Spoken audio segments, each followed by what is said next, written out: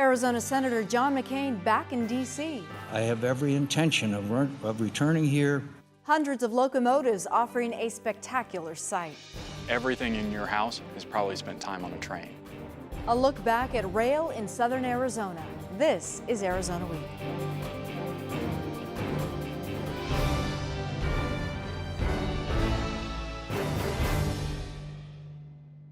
Hello and thanks for joining us. We begin our program with healthcare developments that occurred early Friday morning.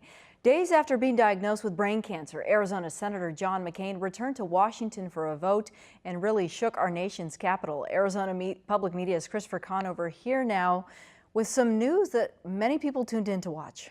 A lot of people were watching this, judging by Twitter and probably the overnight ratings for C-SPAN. The Senate was taking up what they were calling the skinny repeal of the Affordable Care Act, Obamacare, and it all came down to John McCain. They kept the vote open for almost an hour. Vice President Pence was on the floor trying to convince Senator McCain to vote for it, and Mitch McConnell, the Senate Majority Leader, trying to convince Senator McCain to vote for it. But in the end, he voted no, and this is what it looked like. Christopher, not necessarily surprising because John McCain indicated he was not happy.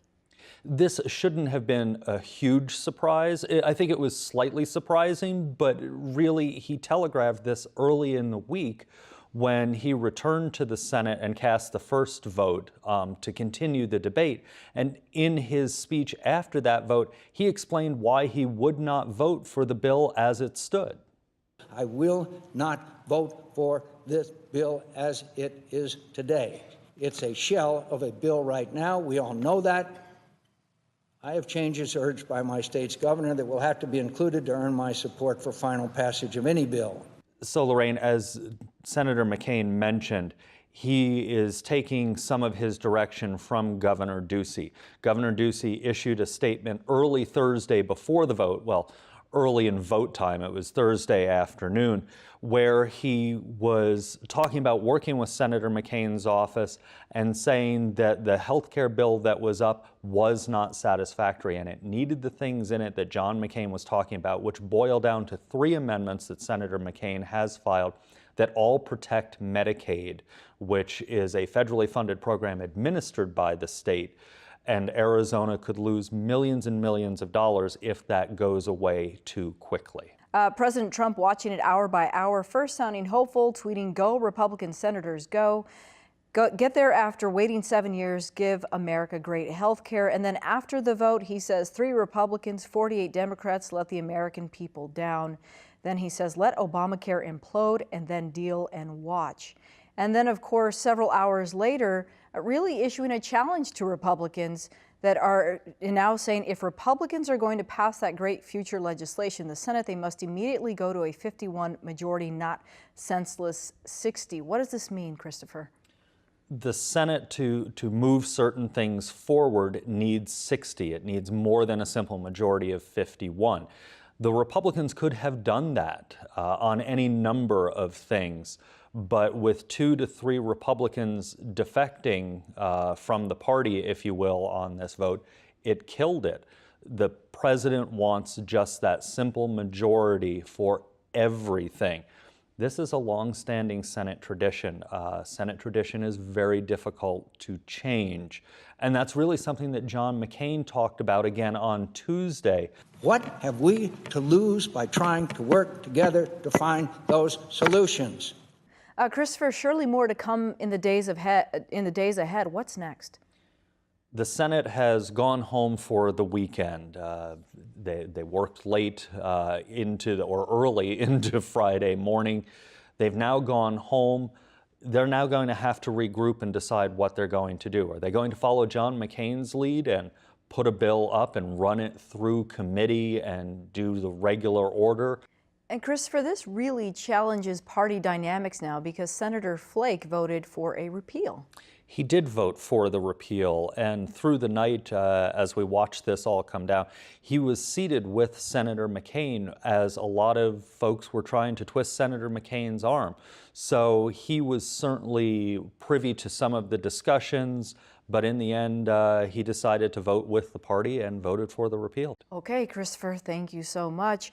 On to other news now. A unique site along Interstate 10, and it has grown over the years. Hundreds of locomotives parked along the southeastern edge of Pima County between Marsh Station and Emperita Roads. Jeff DeGraff, a spokesman for Union Pacific Railroad, traveled to Tucson this week from Texas and gave Arizona Public Media an up-close look at the 3 miles of track. An incredible sight. There are more than 300 engines. Well, this is our locomotive storage facility here in Pantano. It's a facility where we're able to gather some locomotives, pull them off of our network, and store them in good, safe working order so that we can pull them out when we need them again.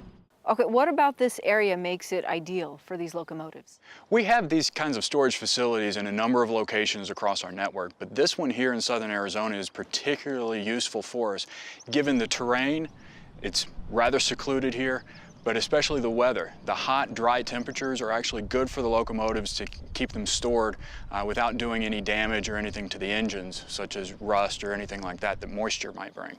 If you could describe what these locomotives really entail, I mean, they're heavy, they're expensive, and here they are. These locomotives are high horsepower, 10 to 20 ton engines that are used to pulling freight all the way across the country.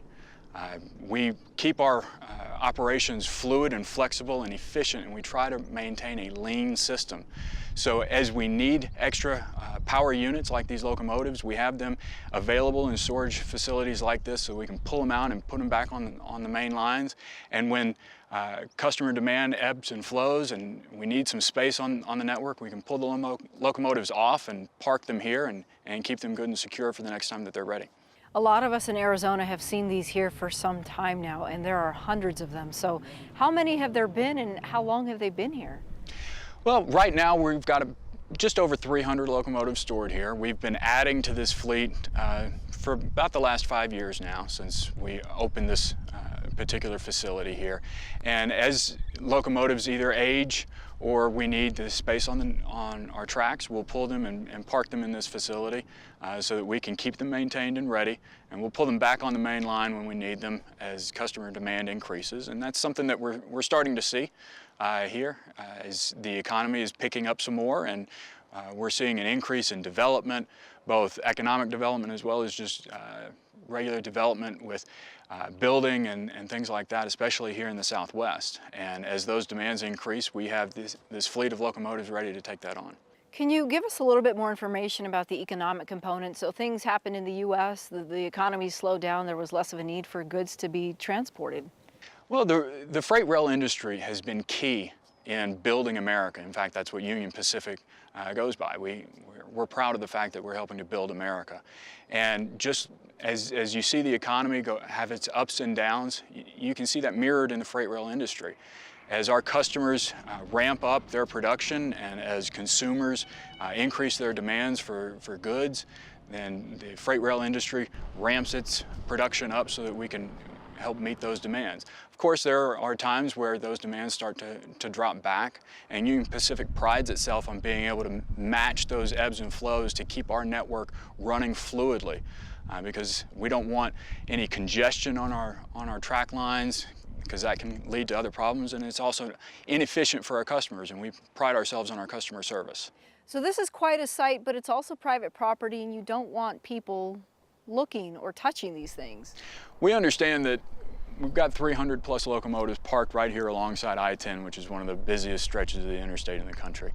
And we appreciate that there are a lot of folks out there that like trains and really enjoy looking at our locomotives. We're proud of that. That's why we put the flag on the side of the locomotives.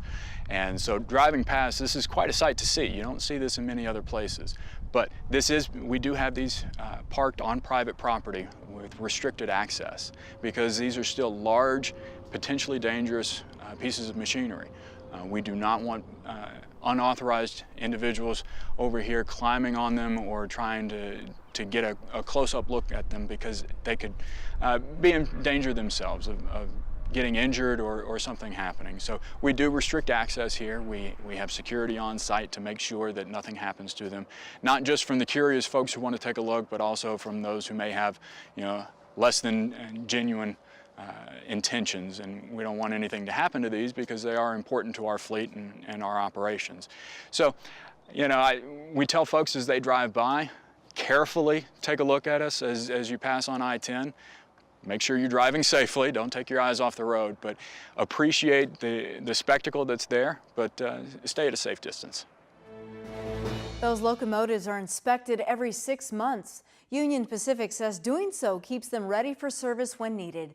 We'll have more with Jeff DeGraff later in the program. Now, though, a look back at Union Pacific Railroad. It began in 1862.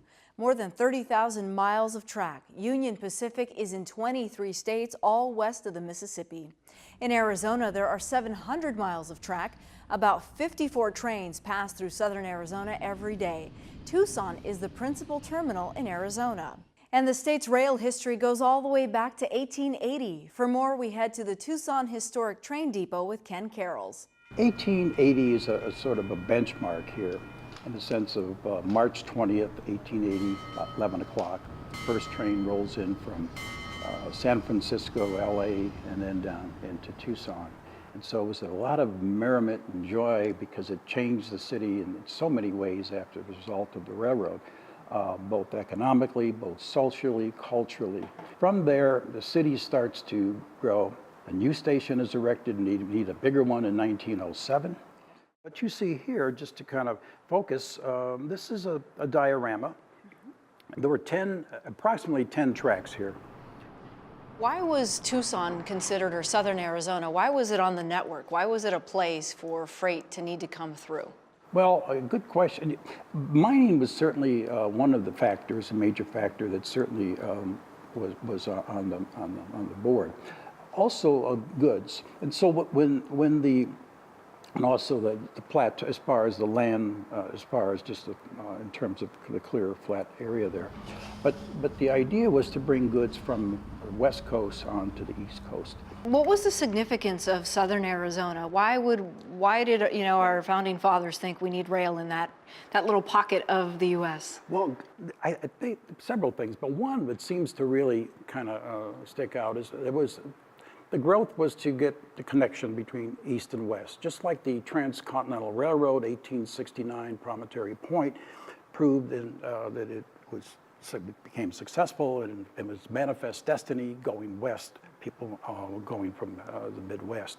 So back to your question, as far as the railroad then came in from San Francisco, LA, and then into Tucson, and then eventually to Texas, and then to New Orleans. But it was the economic development way back then. They could see that. Certainly mining, certainly as well as goods. And the other is tourism, as eventually came later in terms of turn of the century. All these communities in southern Arizona have train depots, so there was a lot of connectivity throughout the area. Yeah, let me tell you about the train depot. Every town had a little depot. It depended upon the size of the town. And so it may have been just a little shed or something like this, or it may have been, but that was the focal point. That was the port of entry. That was the communication center. That was the place where people went off to war and they came back. They went off to vacations, they got married, they went on their honeymoon. But it was also the place where the news, they could get their news. The influence of the railroad was so great with the city, and so all of a sudden streetlights weren't light, say they were gas. So the Tucson Gas Company put that up around that, right shortly after that time. Along with that were addresses and street names and gas lanterns. So again, the city starts to grow and just morph out as far as that downtown. What is the future? Because the future is important because we still have locomotives that are coming right through downtown Tucson. Amtrak, of course, there's about 28,000 people that go through the lobby doors tri-weekly. As little as $45, you can go from Tucson to LA. But another important aspect of rail, as far as the intermodal transfer, Tucson has what it's called an inland port, in the port of Tucson, and that's growing and continues to grow. It's privately owned by the Levine family. But the idea of bringing more, we're on the major crossroads because of both I-10 and then also between Mexico and California. And so rail is helping to reduce the carbon footprint, if you will. Next thing that we hope to see is there's a group called All Aboard Arizona, and it's a nonprofit organization statewide, and a group of people have gotten together, and part of the mission is to then go for legislation, and so that you will have commuter rail from downtown Tucson here, all the way up through Pinal County, and then up to Maricopa County. So that's another example of the future, and then again, the future as far as both freight rail and passenger rail is going to happen. It's just a matter of time and, of course, economics. And you know, they say history has a way of repeating itself, so maybe rail will continue to be a part of our transportation. I think I would like to say tracks are back, and I hope that people will come back here and see our museum. We welcome you, and you can ring the bell. How important is it to you that we continue to honor this part of Tucson's past? It's very, very important. It's part of our mission. It's part of our... last March, we honored the first 3 railroad women engineers. They broke the glass ceiling. Up until the 70s, women could not be engineers. Along with that, a gentleman by the name of William Sayer he was the first engineer who happened to be Hispanic male. Up until the 70s, Hispanic males could not become railroad engineers here. And so again, the importance of not losing that spirit, those people who toiled in the soil. In Arizona, more than 1,000 people work for Union Pacific. Working on the railroad, as they say, is a tough task, and it's changed over the years. Randy Hill was a conductor for nearly 20 years. Today, he volunteers his time at the museum in Tucson. Now you're sitting in front of a locomotive that was built in November of 1900 by the American Locomotive Company in Schenectady, New York. It came out here in probably 1901 because it was built in 1900 November. Came out here, and it's a 260 mogul, which means that the 2 pilot wheels in the front and then 6 drivers. So that was the classification of it, a 260 mogul. They ordered about 185 of these between 1900 and 1905. When this first came here, it was coal-fired, so the firemen every 2 minutes had to get up and shovel coal from the fire into the firebox from the bin. The water on this uses a lot of water. You're looking at about 60 gallons a minute under normal operating speed, so 7,000 gallons of water would last you from 40 to 60 miles. It weighs 65 ton, and the tender and the locomotive all combined are 64 feet long. By today's standards, it's a small locomotive. The new ones are 10 feet longer than this with a tender, and weigh 200 ton versus 65 ton. You are a retired conductor? Yes. How many miles are we talking? A little over 17 years and over 1 million miles on freight trains. What's it like to drive one of these, or what's the proper term, I should say? Actually, I was conductor. I ran them for a little bit, and then when they had to be licensed and I could no longer run the train. And the first thing you do is, it's like anything else. If you get on something, and what happens if the engineer dies? Am I going to be able to stop this? Am I going to be able to do this, that, and the other? So the first few months you're on there, you're watching what the engineer does, so you basically could see how to run the train. You'd always ride with someone? Oh yes, you have the conductor, and basically what a conductor does, he's the one that's in charge of the train. He's the one that, when he comes to work in the morning, goes through and brings up any new rule changes since the last time you were at work. Then you have a job briefing with the engineer, and the engineer's going to run the train, but the conductor has to know how the train is made up. Do I have Class A explosives right behind the locomotive? They can't be there. They have to be buried by 5 buffer cars that are non-explosive. How the train is made up. Are all the loads on the head end, or are they on the rear of the train? And then you go through your train orders and so forth. What restrictions are between here and where you're going to go? And so this is what the conductor does. He watches the engineer, watches the speed, and you have to know that the train sometimes undulates, so it'll pick up speed. And the way the train is made up does have a lot of slack in it. The auto racks have probably a foot of slack on each end. So you got about 200 feet of slack on the average train. So when you go up over a hill, how's it going to do? You're going to have to set a little air, drag the cars down so they stay stretched, and then take off. And that's part of what the conductor does. And you're looking out for people alongside the right-of-way. Since 9/11, that you're a little bit more cautious of what's going on along the tracks. How fast do these locomotives run? Okay, yeah, a freight engine, depending on what it's carrying, is governed by speed by what it is. The fastest we can go as a freight train is 70 miles an hour. Okay. And Amtrak can run 79 miles an hour. And that's in areas where the speed limit is the max. Right out here it's 40 miles an hour, so we can't go more than 40 miles an hour. How easy is it to get one of these trains to slow down? If you're about 8,000 ton, 8,000 feet, and you're doing about 60, 70, it's going to take about 1.5 miles to get stopped.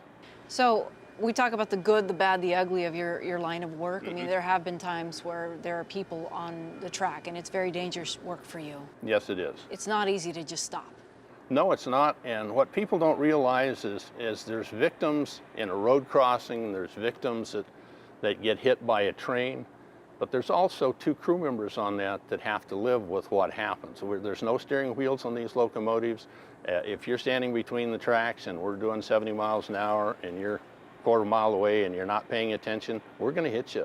And so we have to relive that every day of our lives. So there's more than one victim, or the families of the victims. And we've actually had engineers and train crews that have quit because they can't deal with that. Over the years, you've collected some items from trains back in the day. What was it like on board? What sorts of things would you find? You would find some of them had barber shops, so you could actually get a shave and so forth. They had rail postal cars, so you could go into the club car, get a letterhead and an envelope with the train logo on it, whether it be the Golden State, whether it be the Sunset Limited, and then you could fill that out, and you could go into a room and either use their typewriter, or you could use it by hand, give it to the porter or steward. He would take it up to the mail room, and they would stamp with a railroad postal office on it. Then they would sort it, put it in a deal, and drop it off at the next station. So that was available. You had, at dinner time, you would have somebody walk up the aisle, a steward walk up with a little 4 or 5 chime deal, ringing the deal to tell people that the meals are ready to be served in the deal. Now, I jokingly asked you what's the coolest thing you've transported over the years, and I said a circus, and lo and behold, you actually have transported a circus. Mm-hmm. Barnum and Bailey used to come through here, and we would go bring them down through here, and then they would go into the South Yard over here. And so that was pretty neat there, and then they would bring their elephants down to the community center. And precious cargo on board. Yes, and precious cargo on board. And now back to Union Pacific Railroad. This week, the company announced plans to team up with an international carrier based in Japan. Spokesman Jeff DeGraff says it's part of the company's vision to continue growing its international business. And here in Arizona, it's no different. Nogales is a border crossing that Union Pacific operates, and we're very proud to have that border crossing. We're actually the only freight railroad in the country that operates over all 6 border crossings. We have 4 in Texas, the one here in Nogales, and one more in California. The trade between Mexico and the United States and bringing that freight in both directions is a key part to the economy for both countries. And having a good fluid rail network means those goods, those products, those large amounts of materials are not running on trucks that are clogging up the highways, but rather they're running with these big locomotives on our tracks that we're maintaining. What's the future of rail? Because some people might see this and then they hear the economy is up and down and they wonder what's next. Well, Union Pacific has proudly been building America for 153 years. Abraham Lincoln was the man who started all of it for us, and we believe that we've got at least another 150 years in front of us. The efficiency that freight rail brings to the equation is so important. As we're talking about the growth of cities and the growth of highways and the growth of infrastructure, one train can pull 300 trucks off of the highway. And we're already experiencing a lot of congestion on our interstates and freeways and things like that. So freight rail plays a key role in taking that some of that congestion off, putting it on a train, and safely delivering it where it needs to go. And while we are a 153-year-old company, we are on the cutting edge of technology so that we can continue to be on the leading edge of development in both transportation as well as other technologies. Our locomotives are now more fuel efficient, which is good for the environment. You know, 1 gallon of diesel gas will run our locomotives for hundreds of miles as compared to what it would take to run a truck on the highway. not to mention the fact that we can string 2 miles worth of cargo onto one train and run it safely on our tracks and take that off of the highway and take the strain off of the highways so that taxpayer dollars don't have to go to continue rebuilding roads. We're also working with technologies that will help increase our safety. We're using drones and other devices to inspect our tracks and get into places that could be dangerous for a human to be inspecting. So we have technology that allows that to be done safely so that we can make sure that our tracks and our trains are in good working order and that they're kept safe. Interestingly enough, the evolution of the locomotive, originally we had the large steam engines that ran off of coal and burned coal and turned it into steam that powered the wheels and things like that. Now these locomotives are essentially hybrids. The diesel engine actually turns an electric generator, and it is that electricity that powers the wheels. Union Pacific recently announced it would be improving or increasing its infrastructure plant here in Arizona. Can you tell us about that?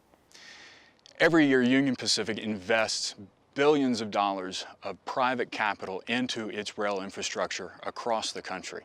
And that includes here in Arizona, which is a key piece for us. Our Sunset Service Unit is our track line that runs from Los Angeles all the way into Texas. Kind of runs alongside I-10, and just like I-10 connects the coast, our Sunset Service Unit does that for us as well with our freight traffic. So maintaining that track line here in Arizona is very important for us, and we use our private capital to make sure that the rails are in good condition, that crossings are safe for drivers as they cross our tracks, as well as all of the other infrastructure that we have along with bridges and things like that. So the money that we're investing in Arizona is not just to maintain our tracks and our facilities, but it's to continue servicing our customers here in Arizona and making that connection between Los Angeles and the rest of the world. What sorts of things have been on board trains or are transported via rail? Well, with Union Pacific, we're very proud of building America, and we like to say that everything in your house has probably spent time on a train. Same thing with your office or any of the stores that you shop at. You know, whether it's from the rock and the cement that's used to build the roads that you drive on, to that Amazon order that you just placed last night. Chances are it's being delivered by a train. Next week, we head to the Port of Tucson, logistical hub for freight and rail, what it means for Arizona's economy and its future. And that's our program. For all of us at Arizona Public Media, I'm Lorraine Rivera. Thanks for joining us.